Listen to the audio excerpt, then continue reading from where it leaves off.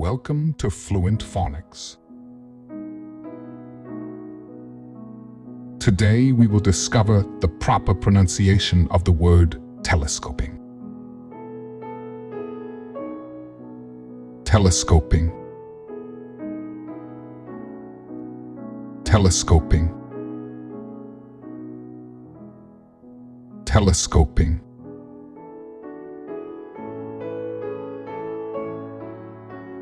Here's an example of how one might use it in a sentence. When using a telescope, make sure to extend the legs fully to prevent any telescoping accidents. The term telescoping refers to the action of sliding or collapsing sections of an object within one another, often to make it more compact or portable.